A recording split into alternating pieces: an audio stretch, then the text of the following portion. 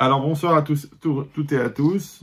Donc on va essayer de réfléchir sur un sujet qui fait le lien entre, en fin de compte, la notion de la Géoula, la notion de la libération, et la notion de la sortie d'Égypte. Parce qu'il y a une Gemara extraordinaire dans Brachot d'Avdalet Amoudbet qui dit comme ça, Ezeu ben Olamaba, qui est celui qui est apte à aller au monde futur, Ze Asomer Géoula Litfila. C'est celui qui va faire coller la Géoula, donc la délivrance, avec la Tfila. De quoi est-ce qu'on parle? Vous savez que dans les brachot du schéma, donc il y a des brachot avant, des brachot après, le matin et le soir. Donc le matin, après le schéma, on dit Emet Veyativ, et le soir, on fait Emet Veyemuna. Et dans ces deux textes, on rappelle plusieurs fois les bontés qu'Hachem nous a fait au moment de la sortie d'Égypte. Et c'est ça ce qu'on appelle la notion de Géoula. Maintenant, quand on termine la bracha de Hashkivenu, de Gorel Israël, tout de suite, on doit commencer la Hamida. Et la Hamida, donc, c'est le service divin que l'on fait de faire la prière devant Hachem, et qui est considéré comme une avoda, parce qu'on dit, on l'apprend du pasuk Olovdo Bechol Levafrem, vous le servirez de tout votre cœur. Et la Gemara dans Ta'anit, elle dit Ezoi avoda shebalev, quelle est la avoda, le service qui se fait avec le cœur.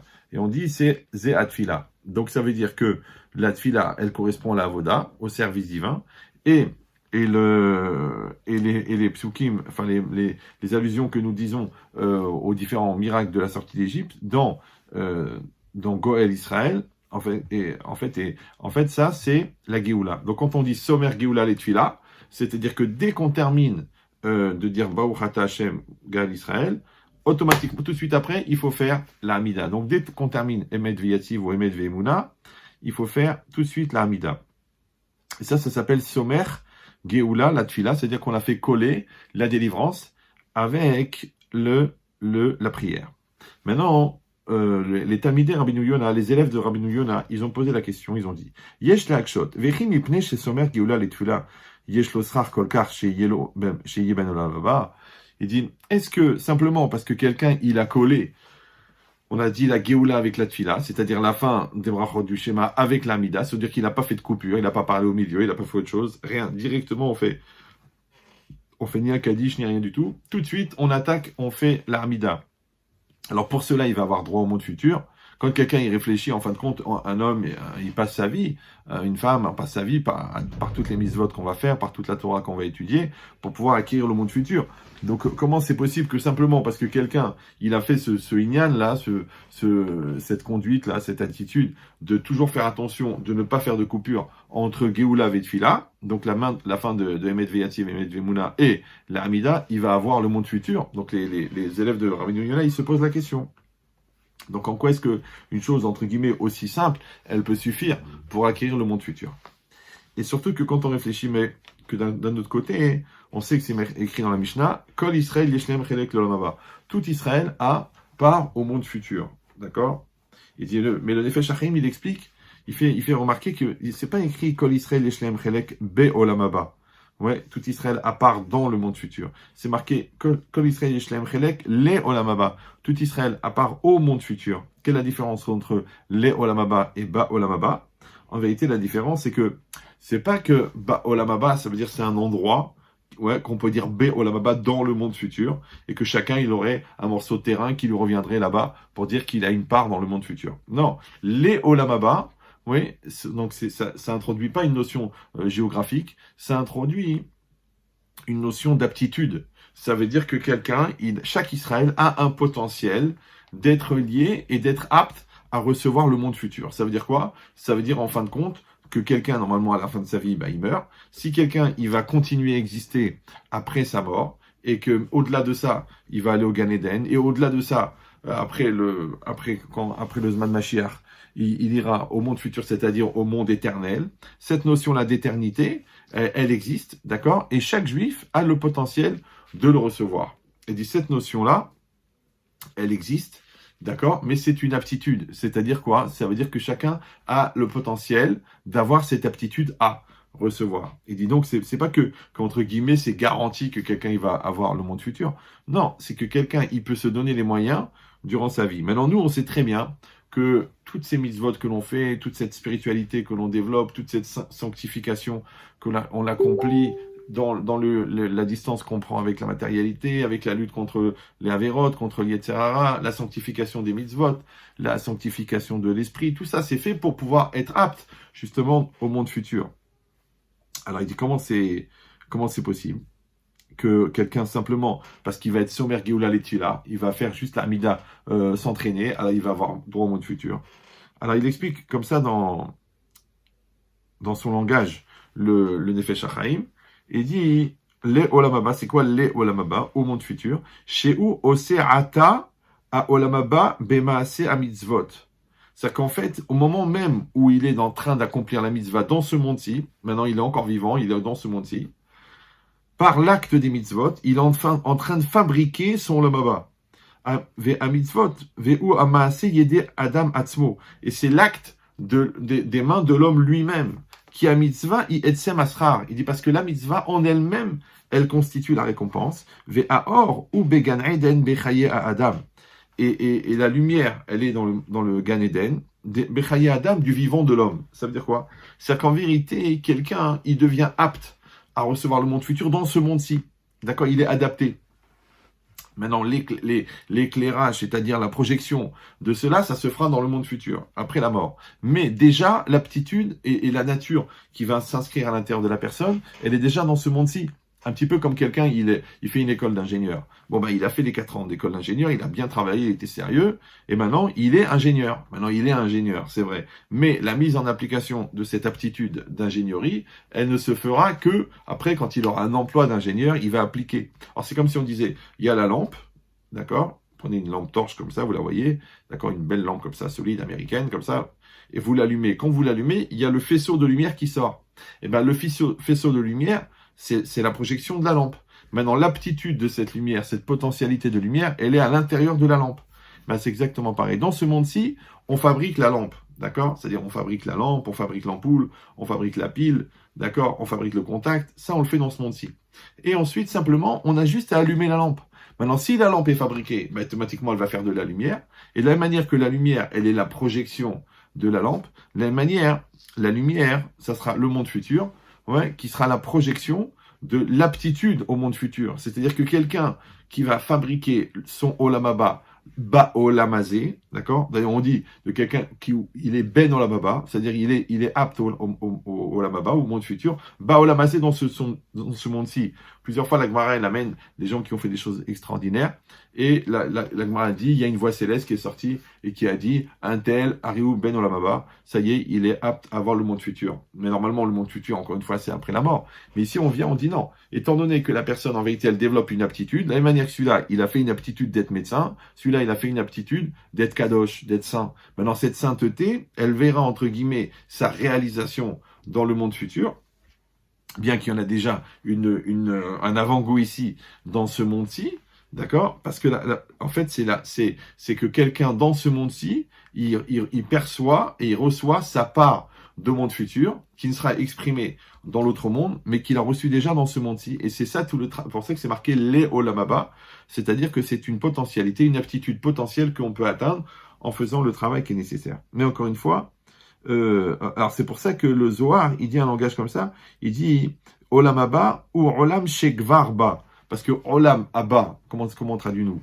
Olam, le monde, Abba, qui vient, c'est-à-dire que le monde à venir, d'accord? On traduit toujours dans notre tête, après la mort. Mais le Zohar, il dit non, Olam Abba, c'est quoi? C'est Olam Shekvarba, qui est déjà venu. Olam Abba, qui est venu, qui est là. Ça veut dire que l'Olam Abba, il est déjà dans ce monde-ci, d'accord? Ici, encore une fois, on parle que le potentiel, la nature de Olam Abba, comme l'aptitude de l'ingénieur, et bien comme l'aptitude du tzaddik, elle s'acquiert dans ce monde-ci, et après elle se réalise dans l'autre monde. Donc ça veut dire quoi? Ça veut dire que c'est pas que tu vas faire des mitzvot et en échange on va te donner du olam haba. Non, c'est que tu as utilisé les mitzvot pour fabriquer dans ta nature profonde une dimension qui est au-delà du temps et au-delà de la matière. Et comme après la mort, eh ben, il n'y a plus de temps, il n'y a plus de matière, automatiquement toi, si ta nature elle est au-delà du temps, au-delà de la matière, eh ben, tu es adapté à cette nouvelle espace, cette nouvelle dimension dans laquelle il n'y a pas de temps, il n'y a pas de matière, parce que tu es toi-même dématérialisé par la sanctification et détemporalisé par le fait que tu n'es pas lié autant. Voilà, c'est ça le principe. Maintenant, si c'est ça, comment est-ce que tout ça, ça pourrait être acquis par le fait que quelqu'un, simplement, encore une fois, il a collé Somer Geoula Litfila. Alors, et en plus que ça a l'air d'être que c'est le meilleur chemin, parce que c'est marqué Ezeu ben Olamaba, qui est celui qui est apte à l'Olamaba, qui c'est qui est adapté au Olamaba, c'est celui qui fait cela. Sous-entendu on aurait pu dire, celui qui fait cela, il va au Olamaba. Non, il y a écrit qui c'est, ça veut dire sous-entendu que c'est la meilleure manière d'y arriver. Alors pour essayer de comprendre ça, donc ça c'était la question des élèves de Rabbi Yona. Il répond Rabbi Yona, la raison pour laquelle il acquiert une tellement grande récompense, mipne she'akadosh baruchu, keshegalenu veotianu mitzrayim, aya liyotenu lo le'avadim. Il a dit la raison pour laquelle un homme il peut acquérir un tel récompense, c'est parce que en fait quand Hachem nous a délivrés et nous a fait sortir d'Égypte, c'était pour que nous soyons ses serviteurs, oui, pour qu'on devienne serviteurs d'Hachem. C'est pour ça que chez Nehemar, comme c'est marqué, qui Avadai aime, car ce sont mes serviteurs, Asher Otseti Otam Meretz Misraim, que j'ai fait sortir d'Égypte. Ça veut dire qu'en fait, quand est-ce que les bénis Israël sont devenus des serviteurs d'Hachem? Eh ben, en sortant d'Égypte, d'accord? Parce qu'avant, ils étaient des esclaves de Pharaon, Hachem les a sortis d'Égypte, et à ce moment-là, ils ont accepté de devenir des serviteurs d'Hachem. Donc, ils sont devenus serviteurs d'Hachem par la sortie d'Égypte. Ou Bebirkat, Gaal Israël, il continue le Rabbi Yona, quand dans la bracha de Gaal Israël, qui a délivré Israël, Maskir Achesed, on mentionne la bonté chez Asa Imenu Aboré, toute la bonté qu'Hachem il a fait avec nous, le Créateur, Ve'atfila ya avoda, et la tfila, donc la prière, i avoda, c'est une avoda kedamrinan, comme c'est marqué, Va'avadetem et Hachem Elokechem, ouais, vous servirez l'Éternel, votre Dieu, zo itfila, d'accord? Donc ça veut dire que la notion de avoda, d'accord, de service, normalement qu'on relie au Beth Amikdash, d'accord, parce que c'est la avoda du Beth Amikdash, la avoda des Kohanim dans le Beth Amikdash, mais c'est aussi la notion de la prière, d'accord. D'ailleurs, on dit aujourd'hui que quand on n'a plus le Beth Amikdash et le Misbehar pour faire les korbanot, c'est nos prières qui remplacent. D'accord? Donc ça veut dire que de la même manière qu'il y a une notion de avoda, de service divin dans le Beth Amikdash, il y a aussi une notion de service divin dans la prière. Alors si c'est comme ça, donc on a au Keshe Maskir Yetziat Mitzrayim ou Mitpalel Miyad, il dit lorsqu'il va mentionner la sortie d'Égypte et il va prier tout de suite, d'accord? Puisqu'on a dit, il va dire la Géoula, donc il va dire toutes les bontés qu'Hachem nous a fait de nous sortir d'Égypte. Et juste après, il fait une amida. Mar'é, il montre, chez Kemo, chez Arevet, chez Konerabo, de la même manière que le serviteur, que le maître a acquis, Chayav la Sot Mitzvot Rabo, est obligé de faire les commandements de son maître, car Umakir Atova, lui aussi, il reconnaît le bien, Ve'a Geoula et la délivrance, chez Gaal Oto Aboré, que le Créateur l'a délivré. Ve'Sheu Avdo ve'Ovedoto, et que lui, il est son serviteur et qu'il le sert. D'accord? Donc, qu'est-ce qu'on dit ici? D'un côté, tu reconnais les bontés qu'Hachem t'a fait de te faire sortir d'Égypte, et d'un autre côté, juste après, tu fais la prière. Donc, en faisant cela, ça veut dire que tu montres que tu as accepté de devenir un serviteur d'Hachem, ouais, de faire sa avoda, parce que Hachem t'a fait sortir d'Égypte. Vekevan shemakir she'oravdo, et puisqu'il reconnaît qu'il est son serviteur, mipne shegealo, car il l'a délivré, veoser etsono mitzvotav, et il fait sa volonté et ses commandements, nimtsa, il se trouve, shebavurze zochel olamaba. C'est pour cela qu'il va acquérir le monde futur. Donc ici, le Rabbeinu Yona, il a donné en fait tout un process, et c'est là-dessus qu'on va réfléchir, le lien qu'il peut y avoir entre le fait de reconnaître le bien qu'Hachem nous a fait sortir d'Égypte, le fait par là même qui entraîne que nous devenons des serviteurs d'Hachem, et juste après que ça nous donne droit au monde futur. Alors comment il marche un petit peu cette démarche? Alors de comprendre que, en vérité, qu'est-ce que ça veut dire maintenant que les bénis Israël sont devenus des serviteurs? Ouais, si on réfléchit bien, d'accord? Le projet depuis la création du monde, c'était quoi? C'était que les bénis Israël reçoivent la Torah, d'accord? C'est pour ça que c'est marqué, quand c'est marqué Yom Echad, Yom Sheni, Yom Shlishi, d'accord, dans les 6 jours de la création, c'est marqué Yom Hashishi pour le 6e jour. C'est pas marqué Yom Shishi, le 6e jour, c'est marqué Yom Hashishi, le 6e jour. Et là-bas, hein, les commentaires, ils disent c'est quoi ce Hashishi? C'est en fait, c'est le 6 Sivan. Le 6 Sivan, le jour où la Torah va être donnée. Sous-entendu que depuis la création du monde, en vérité, le but de la création du monde, c'est quoi? C'est que les béné Israël reçoivent la Torah. C'est pour ça que on dit que si Chad Veshalom, les béné Israël à ce moment-là, ils n'avaient pas reçu la Torah, alors Hachem, il aurait détruit le monde, puisque le but du monde, c'était de recevoir la Torah. Alors ça veut dire quoi de recevoir la Torah? Ça veut dire en tant que serviteur d'Hachem, on reçoit la Torah. Maintenant, pour que les béné Israël reçoivent la Torah en tant que serviteur d'Hachem et surtout en tant que peuple, alors il faut comprendre qu'il y a toute une démarche, parce que si vous avez un peu le recul de regarder un petit peu l'histoire juive, c'est très intéressant, parce qu'au départ, bon, on parle de Noach, et puis après on parle de Avraham, Israël et Yaakov, et puis après on parle d'une famille, d'accord, ils sont 70, les enfants de Yaakov, et qui rentrent en Égypte, d'accord, ils rentrent en Égypte à 70. Ils sortent à combien? Ils sortent à 3 millions, d'accord, 3 millions, puisque les 4/5e sont restés en Égypte.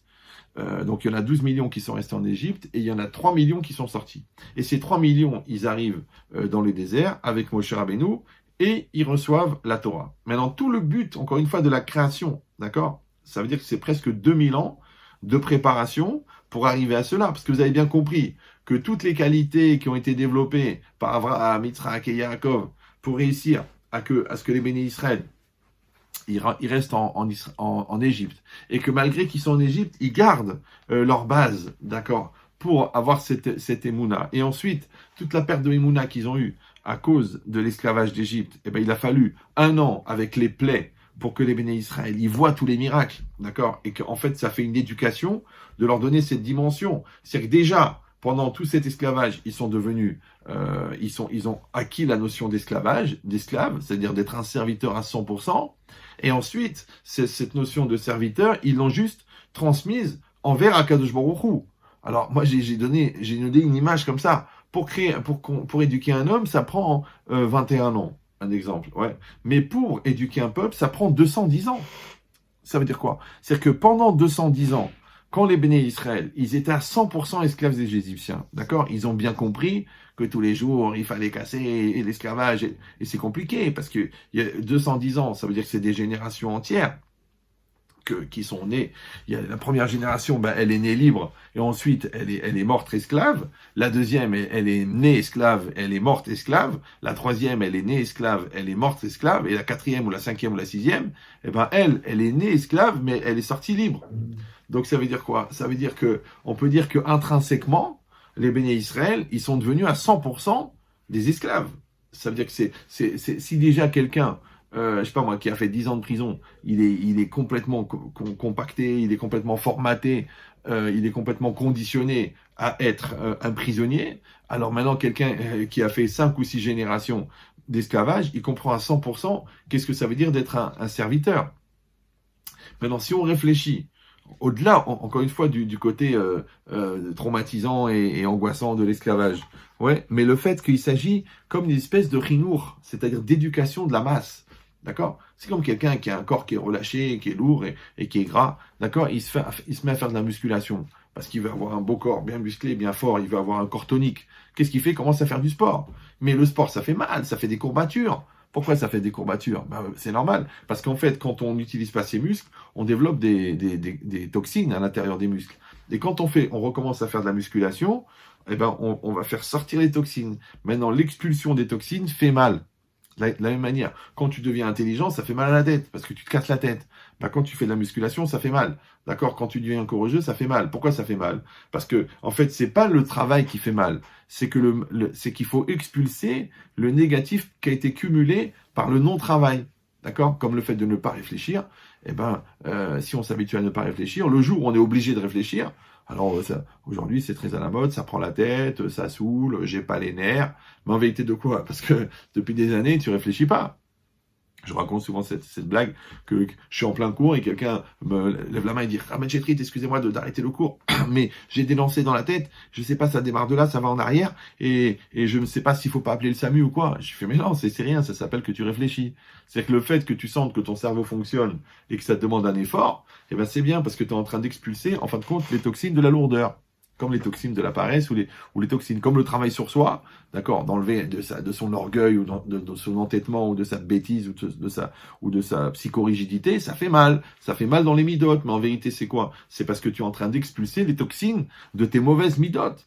C'est ce qui se passe. Maintenant, imaginez maintenant qu'il ne s'agit pas de rendre musclé un homme, mais de rendre musclé tout un peuple. C'est-à-dire que tout un peuple, il faut qu'à un moment, il accepte la notion de devenir serviteur d'Hachem.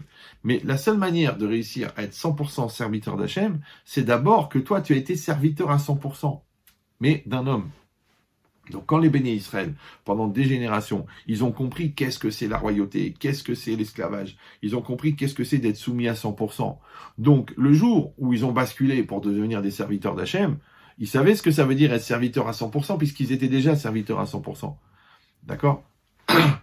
Maintenant, cette notion-là, ça veut dire que globalement, c'est comme une espèce de chinour, comme une éducation, d'accord? C'est comme un enfant, tu vois que un homme, il est rigoureux dans sa tête, il est clair dans sa tête, il est fort dans sa tête. Mais parce qu'il est passé par un apprentissage. C'est-à-dire que les maths, la physique, la discipline, les obligations, les devoirs moraux, les obligations spirituelles, les obligations des mitzvot. En fait, qu'est-ce que ça a forgé sa personnalité pour qu'il ait cette droiture. Donc c'est comme si l'enfance, ça ressemble à l'esclavage, et l'adulte, ça ressemble à la sortie d'Égypte. C'est-à-dire que maintenant, je vais comprendre qu'en fin de compte, toutes ces critères, ces contraintes-là que j'ai considérées comme des contraintes, le jour où je comprends qu'en fin de compte, c'est ça qui a forgé, entre guillemets, ma personnalité, je vois qu'en fin de compte, la limite, au fond, c'est une libération. C'est l'inverse de ce qu'on croit. On croit que la limite, c'est frustrant. Mais la limite, c'est frustrant pour les gens qui aiment le vide et qui aiment le non-sens et l'insensé. Mais les gens qui aiment le sens, eh ben, la limite, ça les libère. C'était d'ailleurs mon sujet de philo au baccalauréat. Comment l'école qui est pleine de limites peut être l'apprentissage à la liberté. Alors, je suis bien tombé là sur ça. Donc en vérité, c'est ça l'idée. L'idée, c'est de dire qu'en fin de compte, la limite, quand tu l'utilises, elle te libère. Mais quand tu la subis, elle t'étouffe. Maintenant, celui qui est raisonnable, qui va selon la raison, et ben la raison, elle est pleine de limites. Pour ça, on dit Adam Assur Bemuskalo, un homme est enfermé dans son cerveau. Pourquoi? Parce que ton cerveau, il t'oblige à être logique, ton cerveau, il t'oblige à être cohérent, ton cerveau, il t'oblige. Pour ça qu'il y a beaucoup de gens qui font des efforts pour rester brel et pour rester débile et pour rester insensé. Ils appellent ça délirer, ils appellent ça dire n'importe quoi. Mais en vérité, pourquoi? Parce qu'en fin de compte, ils sont libres. C'est vrai, ça fait partie des lois constitutionnelles, le droit d'être brel. Mais quelqu'un qui veut pas être brel, ça veut dire quoi? Ça veut dire qu'il va apprendre la logique, qu'il va apprendre la force de caractère, qu'il va apprendre l'implication, qu'il va apprendre les droits, qu'il va apprendre les devoirs, qu'il va apprendre la responsabilité, qu'il va apprendre la maturité. Ben, quelque part, il est enfermé. Mais cet enfermement, nous, on appelle ça la liberté. Ça s'appelle la maturité. Alors que le contraire, celui qui n'est pas enfermé dans cette liberté-là, mais il est enfermé dans quoi? Il est enfermé dans son Yetzer Hara, dans ses pulsions, dans ses nerfs, dans la Touma, dans le regard de l'autre, dans ses appétits, dans ses pulsions. Donc en vérité, il est esclave aussi. C'est pour ça toujours que quand on parle de Yetziat Mitzrayim, d'accord, la sortie d'Égypte, on a dit déjà plusieurs fois cette notion-là, mais il faut la faire mûrir et réfléchir dessus, que Mitzrayim en hébreu, ça veut dire l'Égypte, d'accord? Et que nous, on fait beaucoup de mitzvot en souvenir de la sortie d'Égypte. Mais le mot Mitzrayim, qui veut dire Égypte, il s'écrit avec les mêmes lettres que le mot Metzarim. Et Metzarim, ça veut dire les limites de quelqu'un. Donc Yetziat Metzarim, ça veut dire sortir de ses limites.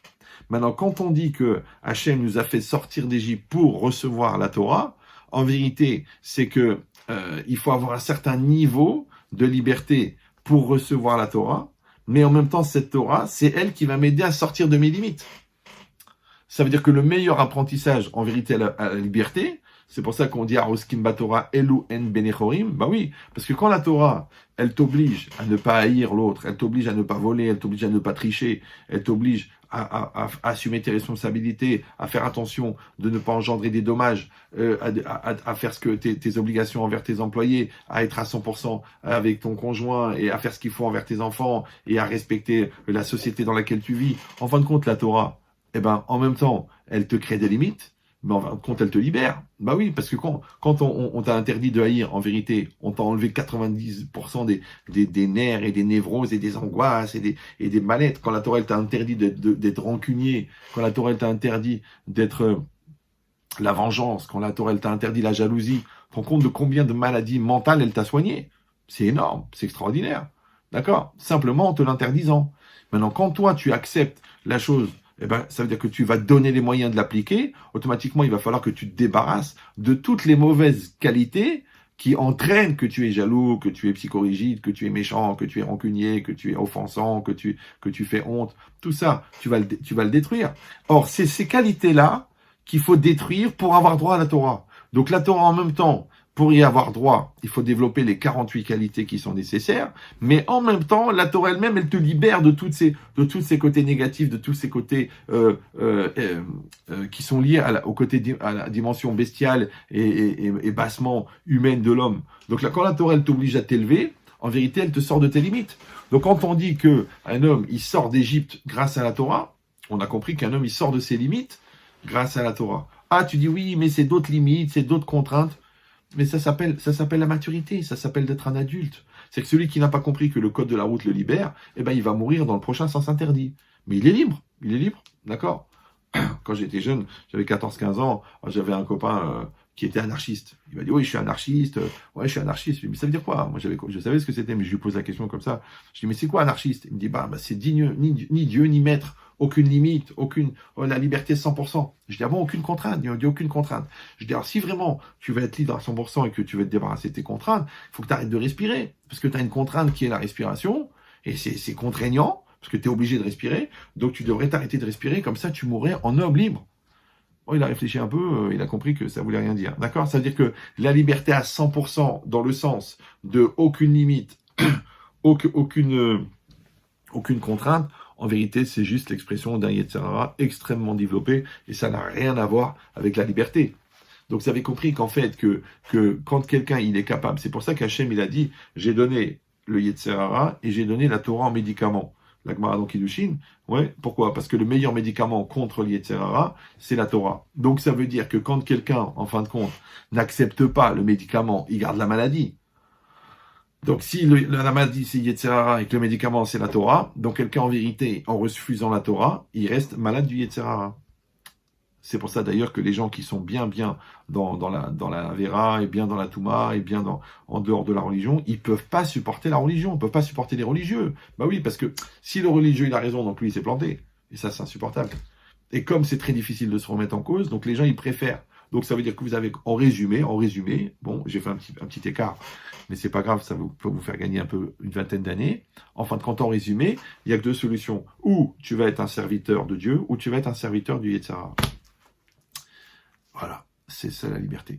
D'accord? Donc, ou tu vas être serviteur de tes pulsions, serviteur de la Touma, serviteur de ta bêtise, serviteur de ton entêtement, ou tu vas être serviteur d'Hachem. Ah, tu vas dire oui, mais alors de toute façon, esclave pour esclave, c'est la même chose. Non. Parce que la seule différence, c'est que les contraintes du Yetzer Hara t'enferment, alors que les contraintes de la Torah te libèrent. Parce qu'il t'oblige à devenir un homme libre, un homme mature, un homme responsable, un homme tzaddik, un homme cohérent. Donc, en fin de compte, les limites de la Torah, elles te libèrent, alors que les limites de Yetzer Hara t'enferment. Dans cette logique-là, quand on dit maintenant que Hachem, maintenant, il a proposé au Bnei Israël de devenir serviteur d'Hachem, Ovdei Hachem, serviteur d'Hachem, Eved Hachem, donc ça veut dire qu'en vérité, il leur a proposé la liberté. Mais encore une fois, pour que 3 millions de personnes ils acceptent ça, ça n'est possible que si eux-mêmes, ils ont intégré déjà la notion de serviteur. C'est-à-dire, ils savent ce que c'est être serviteur. Mais quelqu'un qui n'a pas la notion de serviteur, qui n'a pas la notion de servitude, qui n'a pas la notion de roi, qui n'a pas la notion d'autorité. Regardez un enfant qui n'a jamais accepté l'autorité. Eh ben en classe, il se tient pas. Après au travail, il refuse que quelqu'un lui donne des ordres. Après à l'école, dans son business, il refuse après dans la rue, il refuse la loi. Après il envoie balader le juge et après il finit en prison. Mais en fin de compte, qu'est-ce qu'il a fait? Sa seule erreur, c'est qu'il a refusé l'autorité. Donc quand un enfant, on lui donne l'apprentissage de l'autorité, on le libère, en fin de compte, de toutes les bêtises qu'il pourrait faire par le refus de l'autorité. Et ben c'est exactement pareil. Quand on réfléchit que Hachem, pendant 210 ans, il a inscrit dans la nature du peuple juif la notion de serviteur. Donc c'était facile pour eux de devenir serviteurs d'Hachem à 100%, puisqu'ils étaient déjà serviteurs d'Hachem, des serviteurs des Égyptiens à 100%. De la même manière, quelqu'un qui était serviteur de son Yetzer Hara, à 100%, ouais, comme un rachat, et ben le jour où il fait une teshuva, il comprend combien dans chaque détail son Yetzara, il est rentré dans sa tête, il est rentré dans ses nerfs, il est rentré dans son argent, il est rentré dans son business, il est rentré dans sa lourdeur, il est rentré dans sa méchanceté. Il voit comment il était esclave du Yetzara, il fait teshuva. Donc il devient un niveau de serviteur de Dieu très très élevé, puisqu'il lui, il sait reconnaître, ouais, et c'est connu que c'est plus facile de s'éloigner de ce qu'on connaît que de se rapprocher de ce qu'on connaît pas. Maintenant, moi, est-ce que je sais, moi, ce que c'est les Shem Shamaim, qu'est-ce que c'est Baba Saleh, qu'est-ce que c'est Rabbi Shimon Bar Yochai, je ne sais pas. Ouais, par contre, je connais mon Yetzirah. Donc, c'est quand je veux aller au sud, c'est plus facile de s'éloigner du nord que d'aller vers le sud. Ouais, quand je veux aller vers le haut, j'ai qu'à m'éloigner du bas. Et automatiquement, je vais aller vers le haut. Donc, c'est plus facile de s'éloigner de ce qu'on connaît que de se rapprocher de ce qu'on connaît pas. Ça s'appelle sourmera. Quand tu t'écartes du mal, vers Asetov et tu fais le bien. Donc, de la même manière, pour ça que la Gemara dit, Bimkom chez Baalei Tshuva Omdim, En tzadikim gmurim yecholim lahamod. C'est-à-dire qu'au ciel là-bas, les tzadikim, là où ils vont se tenir dans la proximité d'Hachem, mais ça sera moins que là où vont se tenir les Baalei Tshuva. Pourquoi encore? Parce que, encore une fois, le Baalei Tshuva, quelqu'un qui a connu la proximité avec la faute, qui a vu la gravité de la faute et qui a fait Teshuvah, donc il va arriver à un niveau de conscience beaucoup plus élevé et donc il va beaucoup plus se soumettre à Dieu. Alors que lui, il était esclave du Yetzirah, maintenant il devient serviteur de Dieu à 100%. Regardez Rabbi Yochanan, qui était un très très très grand sadique, le grand de sa génération, avec qui il étudiait la Torah, avec Resh Lakish. Et Resh Lakish, Rabbi Shimon ben Lakish, c'est un homme qui était un bandit, c'est un bandit, mais il a fait une teshuva extraordinaire, il a étudié la Torah, il est devenu un très très très grand Talmid Chacham pour étudier avec Rabbi Yochanan qui était sa Havruta. Et d'ailleurs, quand Resh Lakish est mort, Rabbi Yochanan, il s'est tellement désespéré de ne pas trouver une Havruta, un compagnon d'études équivalent, que presque il en est mort. Donc ça veut dire quoi? Ça veut dire que regarde où est-ce qu'il a pu arriver le Baal Teshuvah. Encore une fois, le Baal Teshuvah, c'est quelqu'un qui était en Égypte, qui était esclave de son Yetzirah. Et cette prise de conscience, elle l'a fait qu'elle a amené un niveau extraordinaire de proximité avec Hachem. Alors, de la même manière, les bénis Israël, pour qu'ils réussissent en tant que peuple, bah oui, parce que si vous comprenez bien ça, ça veut dire que si en fait les bénis Israël, imaginez-vous, en Égypte, ils avaient été esclaves à mi-temps. D'accord? Genre le matin, ils étaient esclaves, les coups de fouet et tout ça, et l'après-midi, eh ben, ils avaient leurs magasins, leurs occupations, leurs salles de sport. Donc le jour où Hachem il vient, il leur dit, bon bah écoutez, maintenant vous êtes sortis d'Égypte, vous allez devenir mes serviteurs. Ils auraient dit, ah excuse-nous Hachem, et nous, Mechila, on est occupés l'après-midi. Le matin, ok, on est libre, mais l'après-midi c'est difficile pour nous parce qu'on a notre magasin et tout. Alors que là, quand ils étaient 100% esclaves, d'accord? Ouais, ben quand on leur dit maintenant, vous allez devenir serviteur d'Hachem, ils disent, mais ok, on a compris. Pourquoi? Mais parce que c'est toi qui nous as sauvé la vie. C'est toi qui nous as sortis d'Égypte, c'est toi qui nous as sortis. C'est comme, je raconte toujours ce magnifique témoignage que j'avais vu que ils font 70 ans après la libération des camps de la mort, ils font rencontrer un rescapé avec le soldat américain qui est le premier qui l'a sorti, qui est venu dans le camp pour libérer le camp et qui l'a sorti du camp. Donc imaginez ce juif-là, d'accord, rescapé des camps, d'accord, 70 ans après, donc là, il a peut-être 90 ans, avec ce vieil américain là, qui arrivent, d'accord, ils les font se rencontrer.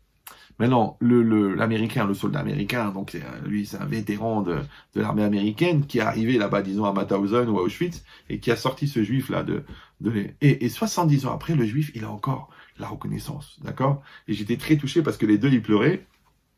Et puis le juif, il lui montre, il dit, voilà, les enfants que j'ai eus après la Shoah, j'étais en Israël, je me suis marié, et voilà, j'ai eu 3 enfants, et voilà mes petits-enfants. Et il dit à l'Américain, il lui dit, regarde, tous ces gens-là, c'est tes enfants à toi, c'est ta famille à toi, parce que moi, en réalité, je devais mourir dans le camp.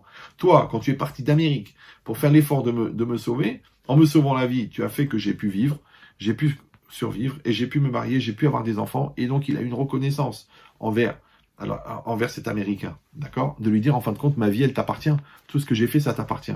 D'accord? Alors, à Mavdil, c'est un peu le même principe. Quand Akadosh Baruch Hu, il a sorti les bénis Israël d'Égypte, les bénis Israël, ils étaient tellement touchés, ils ont tellement vu la bonté d'Hachem de les sortir de 210 ans d'esclavage et de les libérer, et de voir la perte de leurs ennemis, et de voir les idoles d'Égypte qui sont massacrées, et de voir la richesse d'Égypte qui leur revient. Ils avaient une reconnaissance envers Hachem extraordinaire. Il dit de Even Ezra, c'est à ce moment-là que les bénis Israël, ils se sont tournés vers Hachem. Et ils lui ont dit, Hachem, tu nous as fait ça, tu nous as fait tous ces miracles, tu nous as fait tout ce bien. Comment on peut faire pour te rendre le bien que tu nous as fait? Et alors Hachem, là, à ce moment-là, il leur a demandé, il leur a dit, voilà, si vous voulez me rendre le bien, donc on a bien compris que Hachem n'est pas venu leur imposer de devenir esclaves, ouais, mais c'est qu'il les a libérés d'Égypte. Et quand il les a libérés d'Égypte, les Béné Israël se sont sentis qu'ils appartenaient à leur libérateur. Donc ils ont dit à Hachem, écoute, nous, tu nous as sauvé la vie, d'accord? Alors maintenant, on voudrait te rendre le bien que tu nous as fait. Il dit le Eben Ezra, quand Hachem, quand les Béné Israël se sont adressés à Hachem, ils ont dit, voilà, on voudrait te rendre le bien que tu nous as fait. Ils ont demandé à Hachem, qu'est-ce qu'on peut faire pour te rendre le bien que tu nous as fait de nous sortir d'Égypte? Qu'est-ce qu'il a fait Hachem? Il leur a dit, si vous voulez me rendre le bien que vous m'avez fait, accomplissez les mitzvot. Accomplissez, prenez sur vous la Torah et les 613 mitzvot. Et à ce moment-là, les Béné Israël ont accepté. Donc, attention, de devenir serviteur d'Hachem par reconnaissance. Il faut bien comprendre ça, c'est très très important. D'accord? Ça va vous faire gagner à peu près 35 ans de vie et 2 dépressions. C'est-à-dire qu'ils ont pris sur eux de devenir des serviteurs d'Hachem par reconnaissance pour Hachem. Pas à cause de la pression, pas à cause du matraquage, pas à cause du bourrage de crâne, pas à cause d'un développement intellectuel poussé, simplement par reconnaissance parce qu'Hachem les a sortis d'Égypte. D'accord? Ça veut dire aussi qu'à un niveau individuel, à un niveau personnel, il faut réfléchir que quand toi, tu veux faire tes chouvas, quand tu veux faire ton retour vers Hachem, quand tu veux à nouveau être un juif religieux et qui remplit toutes ses obligations en tant que juif, ouais, il faut pas que tu le fasses parce qu'il y a un enfant qui est malade, ou parce que toi-même tu sors d'une grave maladie, ou parce que on t'a mis une pression énorme, ou parce qu'on t'a fait un chantage émotionnel, ou parce qu'on t'a obligé, ou parce que tes parents ils t'ont obligé. Non, tu dois le faire par reconnaissance. Tu dois le faire par reconnaissance, parce que tu vas réfléchir un peu dans ta tête, ouais, puisque c'est un cerveau, ouais, tu vas voir toutes les bontés qu'Hachem il t'a fait. Il t'a fait naître, il t'a mis en bonne santé, il t'a fait naître dans une famille, tu aurais pu être orphelin.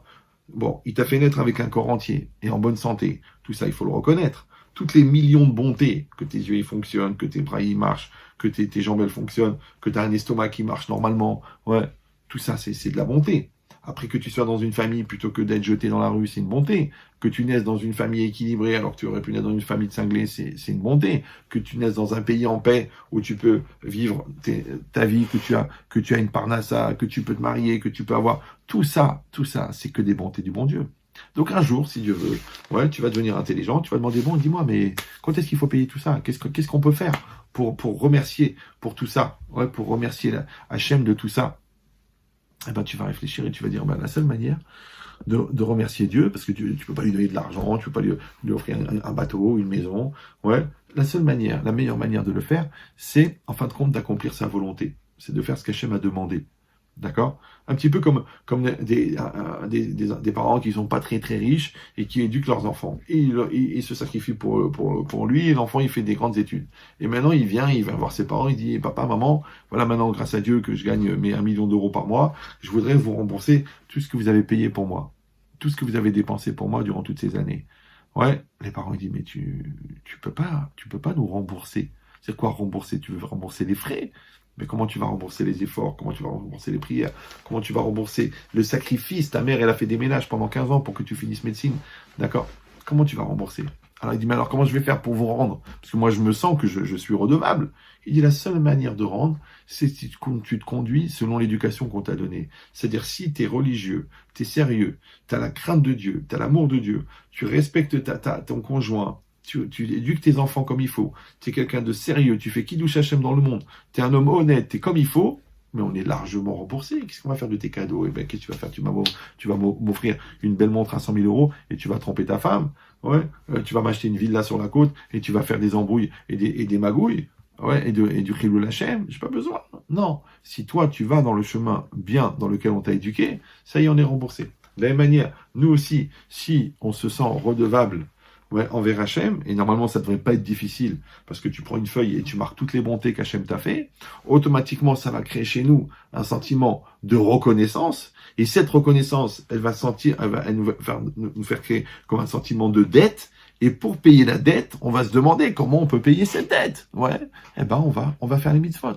Donc pas parce qu'on est malade, pas parce qu'il y a une pression, pas parce qu'il y a un stress, pas parce qu'il y a un virus qui se balade, non, simplement parce qu'on voit toutes les bontés qu'Hachem nous fait. Et toutes les bontés qu'Hachem nous a fait. Donc maintenant, qu'est-ce que ça veut dire? Ça veut dire que quand Hachem, il est venu, et il a dit au Béné Israël, quand les Bnei Israël ont dit à Hachem, au contraire, comment on peut faire pour te rembourser le fait de nous avoir sortis d'Égypte, et que les Bnei Israël, encore une fois, ils avaient cette attente parce qu'ils se sentaient redevables, d'accord, et ils ont dit, eh ben, qu'est-ce qu'on peut faire? Hachem, il a dit, faites les mitzvot, d'accord, et les Bnei Israël, à ce moment-là, ils ont accepté de devenir serviteurs d'Hachem par reconnaissance, d'accord. Maintenant, ici, c'est un très très grand chidouche. Pourquoi? Parce que, vous savez, il y a beaucoup de gens qui vivent mal la religion, dans le sens où c'est des contraintes, c'est des obligations, la cache-route, c'est compliqué, le Shabbat, c'est difficile, la sniout, les vacances cachères, les voyages organisés avec la cache-route, avec le Shabbat, avec la prière, les horaires de la prière, la façon de s'habiller, tout ça, c'est beaucoup de contraintes. Mais en vérité, si on réfléchit bien, ces contraintes-là, ces obligations, d'accord? En vérité, elles sont des obligations seulement pourquoi? Parce que la personne les vit mal. Mais pourquoi elle les vit mal? D'accord? C'est comme si quelqu'un il a une grave maladie. D'accord? Le médecin il dit vous allez mourir. Oh, il dit bon, vous allez mourir? Oui, vous allez mourir. Oui, parce que vous avez cette maladie. Mais on a un médicament. C'est un médicament. Mais seulement ce médicament, si vous voulez pas mourir, il faudra le prendre tous les jours. Alors le gars, il va dire quoi? Tous les jours? Oh là là, plutôt mourir. Ouais. Non, qu'est-ce qu'il fait? Il prend le médicament. Déjà, il est reconnaissant qu'il y a un médecin. Déjà, il est reconnaissant qu'il y a un traitement. Et déjà, il est reconnaissant de pouvoir prendre ce traitement. Donc, ça veut dire quoi? Ça veut dire que le fait de comprendre le bien fondé du traitement enlève complètement la dimension contraignante de la contrainte. Voilà. C'est pour ça que j'ai dit déjà plusieurs fois cet enseignement, mais il faut s'en imprégner. C'est qu'en fin de compte, quand quelqu'un il dit, vous savez, quand quelqu'un vous a fait du bien, d'accord? Un vrai service, un vrai quelqu'un qui vous a vraiment fait du bien, d'accord, qui vous a sauvé un enfant en faisant une opération, ou qui vous a apporté l'argent que vous aviez besoin pour vous aider à payer un mariage, ou qui vous a trouvé un bon chidour pour vous ou pour vos enfants, ben, vous vous sentez redevable, d'accord? Quand vous voyez tout le bien que vos parents vous ont fait, quand vous voyez les 6 enfants que votre femme vous a donnés, quand vous voyez que tous les efforts que votre mari fait pour que vous ayez une vie d'un standing bon, ben ça, tout ça, qu'est-ce que ça crée? Ça crée un sentiment de reconnaissance, d'accord? Et à ce moment-là, il y a un réflexe qui est que je vais dire à la personne un langage en français, d'accord, qui est plus tellement pratiqué parce qu'on vit un peu dans une génération d'égoïsme et d'égocentrique. Mais c'est quoi l'idée? C'est de dire à quelqu'un qui m'a fait du bien, je suis votre obligé. Ouais, tout le monde connaît cette expression, je suis votre obligé. D'accord? Monsieur, vous m'avez sauvé ma fille, je suis votre obligé. Vous m'avez donné un chidour, je suis votre obligé. Vous m'avez appris la Torah, je suis votre obligé. D'accord? Et ce qui est intéressant, c'est que dans cette notion-là, dans cette dimension de je suis votre obligé, il n'y a pas la connotation anxiogène de l'obligation. Donc c'est très très dur pour moi de mesurer le niveau de compréhension que vous avez de la phrase que je viens de dire, parce que je ne vous vois pas. Mais en tout cas, je vous fais confiance que vous êtes des personnes intelligentes et que vous êtes concentrés sur le cours et que vous pouvez comprendre cette notion. Ça veut dire quoi? Ça veut dire que quand moi, je vais me sentir obligé, entre guillemets, parce que quelqu'un m'a fait du bien, ouais, la conscience que j'ai du bien qu'il m'a fait enlève la dimension anxiogène, angoissante et contraignante de la contrainte. Voilà.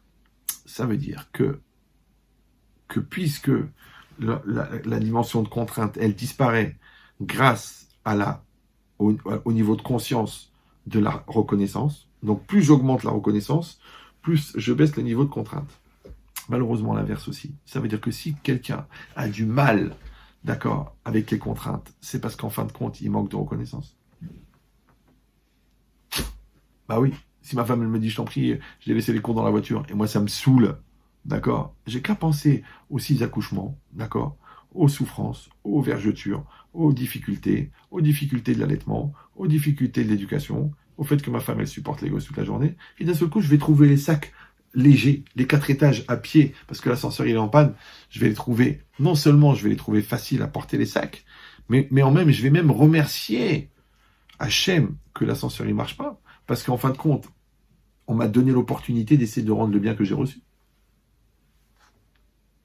Si ton mari te dit, je t'en prie, fais-moi ce petit plat, je l'aime, d'accord? C'est vrai, c'est la recette de sa mère, d'accord? Mais toi, tu dis, le mari, il part à 7 heures du matin, il rentre à 8 heures du soir. Toute la journée, les transports, les clients, les prises de tête, les fournisseurs, les impayés, tout ça pourquoi? Pour nous faire du bien, pour nous amener un standing, pour qu'on puisse vivre dans une belle maison et partir en vacances 3 fois par an. Donc, ou alors il va étudier toute la journée la Torah, pour notre mérite à nous, parce que c'est un Kollelman. Donc, quand il va me demander de faire le plat, ça va pas me saouler, ça va pas me faire une contrainte. Pourquoi? Parce qu'encore une fois, quand je vois tout le bien que je reçois, la dimension contraignante, elle disparaît. Donc ça veut dire que si la personne, elle n'arrive pas à dépasser la contrainte, si ça la saoule, si ça lui prend la tête, si ça l'énerve, si elle se vexe, c'est qu'en vérité, c'est un manque de reconnaissance. C'est un manque de Hakaratatov.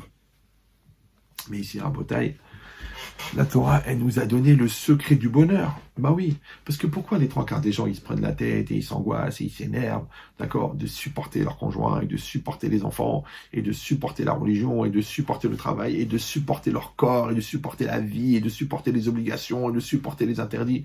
Mais qu'est-ce que tu supportes? Tu supportes seulement, ce que tu n'acceptes pas avec amour. C'est facile, ouais. Tout ce que toi tu vis dans la contrainte, ça vient du fait qu'il n'y a pas la reconnaissance. Donc si quelqu'un il va reconnaître tout le bien que son corps lui fait, mais il va trouver normal de s'occuper de son corps.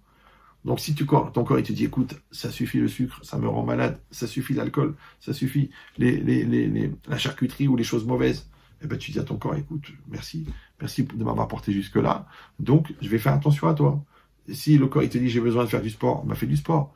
Maintenant de la même manière, si Hachem il te dit écoute, mets les tefilines, mange kasher, mets le tzitzit, mets le talit katan, qu'est-ce que ça peut te faire? Cache-le en dessous le pantalon, ouais, et fais les brachot comme il faut, et fais la mida en t'investissant. Si Hachem il te demande, toi tu vas dire, mais quand même c'est beaucoup d'obligations, c'est beaucoup de contraintes, puis j'ai pas l'habitude, j'ai pas grandi dans ce milieu-là.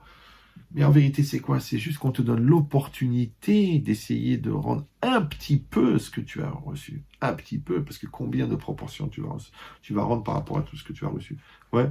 Comme la dette qu'on doit à nos parents, comment est-ce qu'on croit que parce qu'on les a invités pour Pessah, on a remboursé la dette de ces 25 ans qu'ils ils sont occupés de nous pour nous amener jusqu'à la Choupa, mariés, ingénieurs au Talmid Chacham.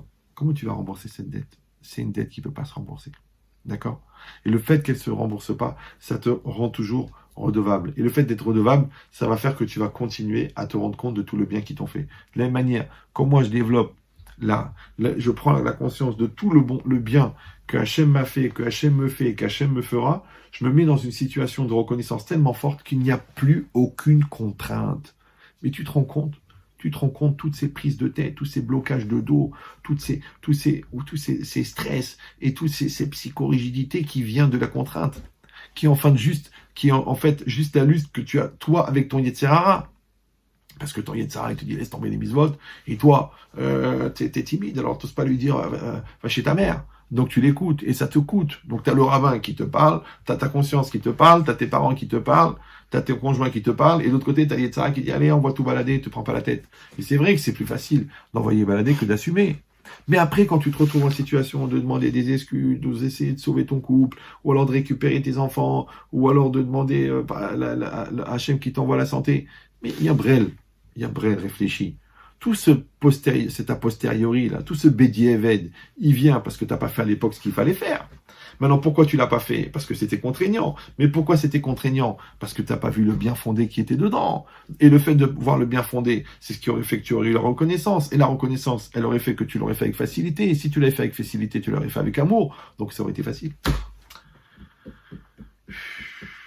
Bon, je devrais m'arrêter là normalement. Comme ça, vous avez l'occasion de réfléchir. Bon, j'ai dit que je ferai un cours aussi de 40 minutes. Donc, pour les gens qui veulent s'arrêter là, ils ont déjà quelque chose. Mais moi, je vais quand même un petit peu continuer le cours. Alors, si c'est ça, donc on arrive maintenant à une notion extraordinaire. Ça veut dire que la notion de Eved Hashem, d'être un serviteur d'Hachem, qu'on pourrait croire que ça veut dire t'es religieux, t'es rabbin, t'es investi, t'es à 100%. En vérité, c'est une notion logique. C'est une notion simple. Que ça s'appelle Ol Ovdo Bechol Levafrem, pour le servir de tout votre cœur. D'accord? Mais dans cette dimension-là, de servir Hachem de tout son cœur, encore une fois, elle ne doit pas venir du stress, elle ne doit pas venir de la peur, elle ne doit pas venir de l'angoisse, elle doit venir de l'amour. Or, l'amour, il vient de la Hakarat, il vient de la reconnaissance. D'accord. Quand tu vas, parce que à Ava, on a expliqué déjà que à Ava, c'est l'amour, c'est la même valeur numérique que Echad. Echad, c'est un. Donc, comment tu vas faire un? Parce que tu vas voir le bien. Quand tu vois le bien de l'autre, tu veux te rapprocher de l'autre. Quand tu vois le bien que l'autre t'a fait, tu te rapproches de lui. Quand tu vois le bien que l'autre te fera, eh ben, tu es encore en demande de recevoir. Donc, tu vas te rapprocher. Donc, de la même manière, quand les Bnei Israël ont pris conscience, d'accord, de tout le bien qu'il leur a fait, ouais, et ben c'est exactement pareil. Quand nous sommes en train de faire la prière, d'accord, on peut faire par l'habitude, comme on a fait, ouais, on lit comme ça le texte. Mais si on prenait le temps de lire le texte, de comprendre le texte, et aussi de se mettre dans une atmosphère, de se mettre dans un esprit, de dire, mais là, je suis en train de reconnaître toutes les bontés qu'Hachem nous a fait. Et de la même manière que je reconnais les miracles qu'Hachem il a fait à l'époque pour nous sortir d'Égypte, moi aussi je reconnais mes miracles qu'Hachem il m'a sorti d'Égypte, que tu étais un gamin, après tu es devenu un jeune homme, après tu as fait tes études, après tu as atteint ton métier, ou tu as atteint ton niveau de l'indépendance dans l'étude de la Torah, ou tu es devenu un Kolelman, ou tu es devenu un ingénieur, tu es devenu un médecin, et puis après tu as fait rencontrer une femme, et grâce à Dieu vous avez eu des enfants, après tu as pu acheter la maison, et acheter ta voiture, et être indépendant et pouvoir aider d'autres personnes. Mais tout ça, quand tu fais le petit bilan de tous les biens qu'Hachem t'a fait, ouais, et à chaque fois, encore une fois, tu développes cette reconnaissance. Donc après, ça devient un réflexe naturel de dire, allez, qu'est-ce que je peux faire? Qu'est-ce qu'il m'a dit le bon Dieu? Lève-toi le matin, fais la prière. Ben, j'y vais. Mets les téphilines. Je mets les téphilines, c'est quoi le problème? D'accord? Fais le schéma. Vas-y, prends sur toi d'être un serviteur d'Hachem. Schéma Israël, il n'y a pas de problème. La Amina, il n'y a pas de problème. C'est toute la Avoda, tout le service divin, il va être en fin de compte la conséquence du fait que j'ai accepté de devenir un serviteur. Et quand je le fais, pourquoi? Parce que j'ai eu la Karatatov, d'accord? C'est ça l'idée, qu'on fait, on est Somer Geoula Latfila. Ça veut dire quoi? Ça veut dire qu'on prend cette conscience-là, d'accord? Et ensuite, on rentre dans la Avoda. Ensuite, on rentre dans la Hamida. De la même manière, ouais, moi je rentre à la maison, je me dis, ma femme, elle m'a fait du bien, elle m'a porté, elle m'a supporté, elle m'a encouragé, elle m'a accepté, d'accord? Et je rentre à la maison, mais je vais être un bon mari, d'accord? Moi je me conditionne à recevoir mon mari, eh ben, je vais être une femme gentille, c'est normal, quand j'ai juste à réfléchir à tous les efforts que mon mari il a fait, d'accord? Quand je réfléchis à ce que j'attends de mes enfants, qu'ils soient des gens bien, qu'ils soient des gens, ben, je vais avoir la patience, parce que je vais avoir la reconnaissance de tout le bien, parce que c'est vrai que les enfants, ils doivent être reconnaissants pour le bien que leurs parents leur font, mais nous aussi, entre guillemets, il ne faut pas leur dire aux enfants, mais nous aussi, on grandit grâce à nos enfants, on devient des adultes grâce à eux. Ça veut dire que toute la théorie, bon, on l'a appris à l'école, on l'a appris à la yeshiva, mais la pratique, tu vas la faire dans l'éducation, parce que l'enfant t'oblige à être un adulte. Donc, en fin de compte, nous aussi, on doit avoir de la reconnaissance envers nos enfants. Maintenant, quand j'ai cette reconnaissance, donc moi, je me mets en situation, en fin de compte, d'être un évêque, d'être un serviteur, d'accord, de mon conjoint, de mes parents, de mes beaux-parents, de mes amis, et un serviteur d'Hachem, d'accord. Mais encore une fois, quand je le fais dans un esprit d'amour et de reconnaissance, d'accord, et ben ce lien, encore une fois, ce niveau de dépassement et de l'altruisme et de générosité que j'ai développé par le fait que j'ai accepté le bien qu'Hachem m'a fait, c'est-à-dire j'ai reconnu le bien qu'Hachem m'a fait, et ça m'a mis en situation de devenir un serviteur d'Hachem, ouais, c'est ça qui m'emmène au Lamaba. Ben oui, parce qu'en fin de compte, en fait c'est les mots du Rabbeinu Yonah. Il dit Vekevan chez Makir chez Avdo. Et puisqu'il reconnaît qu'il est son serviteur, chez Gaalo, ouais, parce qu'il l'a libéré, Veose Retsono Mitzvotav, et il fait sa volonté, ses commandements, Nimtsa, il se trouve chez Ba'avourze, que à cause de cela, Zoché Lechayolamaba, il va avoir le mérite du monde futur. Bah oui, parce que c'est quoi le monde futur, en fin de compte? Le monde futur, c'est de pouvoir profiter de Ziva Shechina, c'est-à-dire de la lumière de la présence divine. D'accord? Maintenant, pourquoi est-ce que je vais avoir droit à une chose qui ne m'intéresse pas? Pourquoi je vais avoir droit à quelque chose auquel j'ai pas travaillé pour l'obtenir? D'accord? C'est que le plaisir, par exemple, d'être un ingénieur, c'est pour celui qui a travaillé l'examen. Celui qui a triché, il n'a pas le kiff d'être ingénieur. Ouais. Celui qui s'est efforcé pour connaître bien la Torah, il a un plaisir de connaître la Torah, parce qu'il a fait des efforts pour l'avoir. Mais celui qui n'a pas fait d'effort, il a juste pris le titre comme ça, maintenant il est devenu rabbin, comme ça, parce qu'il a une barbe et un chapeau, il n'a pas le plaisir, la satisfaction et la fierté, la dignité qui va avec, parce qu'il n'a pas fait les efforts pour atteindre ce niveau-là. Donc ça veut dire quoi?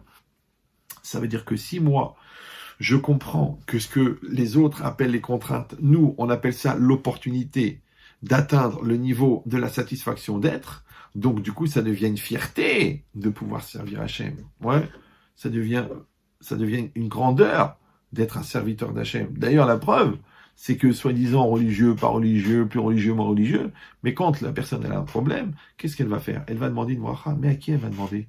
À un serviteur d'Hachem. Pourquoi tu vas chez un tzaddik? Pourquoi tu vas chez le rabbi? Pourquoi tu vas chez Baba Salé? Pourquoi même sur la tombe?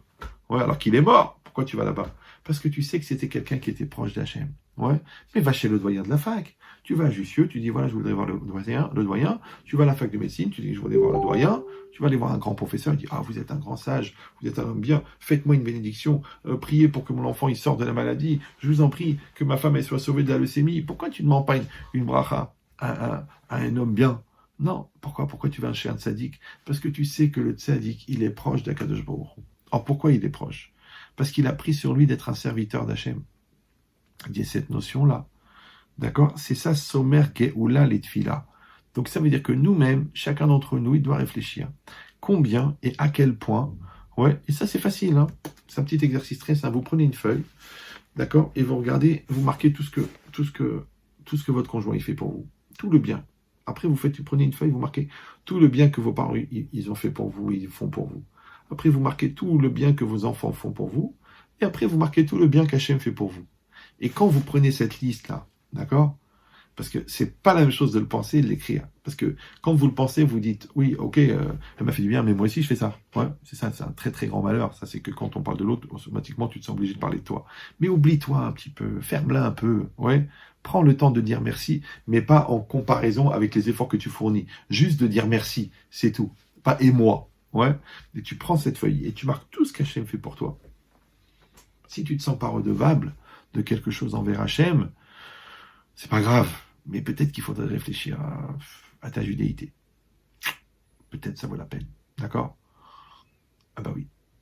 Par contre, le contraire. Si toi, tu fais vraiment ce bilan-là, et que tu sens monter en toi une hitlaavout, d'accord? Un enthousiasme, un bien-être, et une opportunité de dire, mais qu'est-ce que je peux faire? Qu'est-ce que je peux faire pour faire du bien à Akadosh Baruch Hu, pour tout le bien qu'il m'a fait? Ça va devenir normal pour toi de devenir un serviteur d'Hachem. Or, cette ambition-là de lui faire plaisir, ouais, cette ambition d'être bien avec Hachem, cette ambition d'aimer Akadosh Baruch Hu, mais c'est exactement la sensation de voir le visage de son père reconnaissant, de voir le visage de sa femme ou de son mari reconnaissant. Et ce visage-là tourné vers nous, dans la reconnaissance, c'est ça le but. Même en psychologie, il dit c'est quoi le but d'un homme? Toute sa vie, c'est d'être reconnu par son père. Mais le père physique dans ce monde-ci, il n'est que la représentativité du père spirituel dans l'autre monde, Avinu Sheba Shamayim. Donc en vérité, c'est quoi le but d'un homme? C'est qu'il arrive là-haut à 120 ans, et le bon Dieu, il dit bravo, Kol HaKavod. Donc il a la reconnaissance. Ça s'appelle Issa Pana Velecha Viru Neka.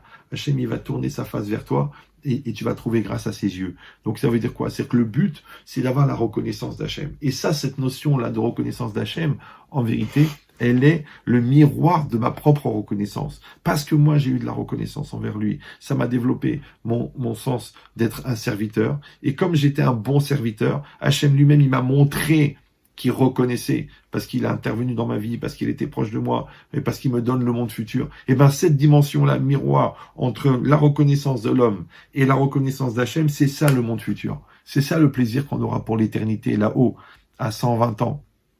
Et c'est ça qu'on aura au moment où ma chère va venir. Maintenant, pour que nous, on ait ce sentiment de reconnaissance, d'accord, malheureusement, on est tellement égoïste, on est tellement perdu, on est tellement perturbé, d'accord, et qu'on n'arrive pas à se concentrer. Eh ben, c'est un peu comme à l'école. On te donne une école, on te donne des professeurs, on te donne des surveillants, on te donne des cours de maths, des cours de sport, et toi, tu fous rien. Et toi, tu fais le balagan en classe, et toi, tu fais le clown. Alors, qu'est-ce qu'il te dit, le prof? Il dit, bah écoute, tu n'as pas voulu suivre le cours, comme tout le monde, eh ben, tu viens en heure de colle. C'est quoi l'heure de colle? Tu viens, tu es là comme ça, d'accord? Après, tout le monde est parti.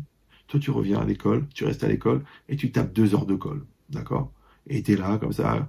Alors, le surveillant, il dit, bah pourquoi tu es là? Bah, j'ai pris 2 heures de colle parce que j'ai rien foutu en maths. Alors, qu'est-ce que tu vas faire? Tu vas faire des maths, D'accord? De la même manière, quand quelqu'un ne fait pas ce qu'il faut, il fait tchouva. C'est comme des heures de colle. Comme quelqu'un n'a pas travaillé sur son couple, et ben maintenant il doit faire une thérapie de couple. Et ben c'est des heures de colle. Comme quelqu'un ne s'est pas occupé de ses enfants avant qu'ils aient 20 ans, maintenant pendant 10 ans, il va être obligé de les éduquer après qu'ils ont dépassé l'adolescence.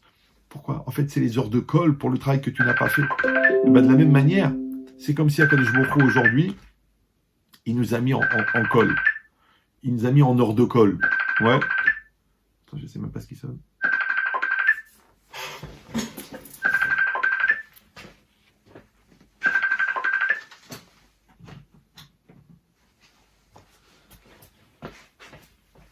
De la même manière, ouais, Akadosh Baruch Hu, il nous a donné le bien, il nous a donné la bonté, il nous a donné la France, il nous a donné la liberté, il nous a donné la cacheroute, il nous a donné des rabbanim, il nous a donné des bâtés midrashot, il nous a donné la liberté, il nous a donné la tolérance, il nous a donné tout.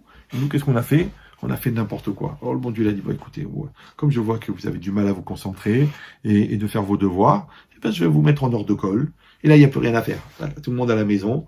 Alors, tu as deux solutions. Ou tu regardes des bêtises toute la journée sur Internet, et tu t'angoisses, et tu te rajoutes des ramas, et 10 jours, et 15 jours, il paraît que ça va durer au 15 avril, et au 3 mai, au 19 mai, au 19... Qu'est-ce que tu veux faire maintenant? Ouais. Non, tu vas faire le contraire. Et même les gens, vous savez, il y avait un mouvement de résistance chassidique dans les ghettos. Vous savez que dans les ghettos, c'était interdit de faire les mitzvot. Et c'était interdit de se réunir pour faire des minyanim. Alors, qu'est-ce qu'ils faisaient les chassidim? Ils se réunissaient en cachette sous les toits et ils organisaient des yeshivot. C'est-à-dire des centaines comme ça, en cachette. Ils faisaient de la résistance spirituelle. De la même manière, nous, on voit comment aujourd'hui c'est compliqué. D'accord, on peut pas c'est difficile de se réunir pour la prière, c'est se réunir pour le Shabbat. On n'a pas la synagogue, on n'a pas le Sefer Torah. C'est angoissant. Ouais. Maintenant, pour aller au mikvé, ça devient une complication. On doit le faire, on le fait. Organiser une Brit Mila. Encore ce matin, j'étais à une Brit Mila. C'est très compliqué. D'accord, il y avait juste le Moël, le père et la maman et le bébé qui étaient chez eux. Et nous, on était dehors dans le jardin, et séparés à 2 mètres l'un de l'autre, pour pouvoir assister à la Brit Mila, pour qu'il y ait minyan, et pour pouvoir faire ensuite, un Berkat Amazon et faire une Seouda.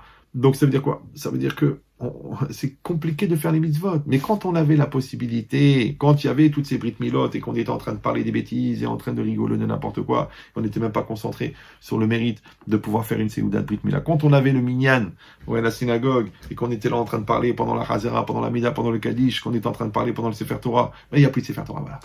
Qu'est-ce que tu vas faire maintenant? Ah, tu dis oui, mais je voudrais de la spiritualité. Ben, tu te débrouilles à la maison. Tu lis le Chumash, ouais, tu fais la prière avec la Kavana, tu prends ton temps, peut-être tu apprends la traduction de la Hamida, tu apprends la traduction du schéma, tu parles avec tes enfants, tu parles avec ta femme, tu parles avec Hachem, bah parce que maintenant tu as l'occasion de le faire. Donc venez qu'on réfléchisse, que peut-être que le bon Dieu, il nous a mis des heures de colle, et nous qu'est-ce qu'on peut faire? Au lieu d'attendre que ça se termine, ouais, parce que rappelez-vous que l'intérêt d'une épreuve, c'est que c'est pas la solution, c'est le problème. Les gens, quand ils ont un problème, qu'est-ce qu'ils veulent? Ils veulent une solution. Mais la solution ne fait pas grandir. C'est le problème qui fait grandir. Donc, si peut-être on peut profiter du problème, d'accord, de ce confinement, de cette menace, de cette angoisse, pour travailler, pour faire le bilan de tout ce que le bon Dieu nous a donné. Et de la même manière qu'on se rend compte de la valeur de la santé que quand on la perd, et qu'on se rend compte de la valeur de la vie que quand on assiste à un enterrement, et qu'on se rend compte de l'importance et du bien de notre conjoint que Chas Shalom des fois à la veille du divorce. D'accord. Et ben de la même manière, on peut prendre le temps maintenant de réfléchir. Combien est-ce qu'on a une belle vie? Combien on a une vie extraordinaire? Combien le bon Dieu nous a tout donné? Ouais. Et à ce moment-là, c'est plus facile. Mais quand on sait que tous les restaurants cachers qui sont sur Paris, qu'il y a encore des gens qui arrivent à manger taref, ouais, des centaines de traiteurs qu'on a de tous les niveaux. Il y a des gens qui faisaient des bar mitzvot avec des traiteurs non cachers, ouais, avec des orchestres de malades mentaux pour faire des soirées de tordus. Tout ça pourquoi? Alors qu'on t'a tout donné. Donc, il faut avoir un petit peu la reconnaissance, d'accord? Hachem, il a donné aujourd'hui des possibilités extraordinaires.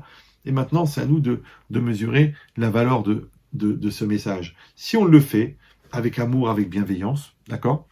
C'est comme ça. Comme quelqu'un, il s'est pris la tête avec sa femme, et il va voir quelqu'un, il dit, j'en ai marre, je veux la jeter, je veux divorcer. Le mec, il dit, attends, tu veux divorcer qui?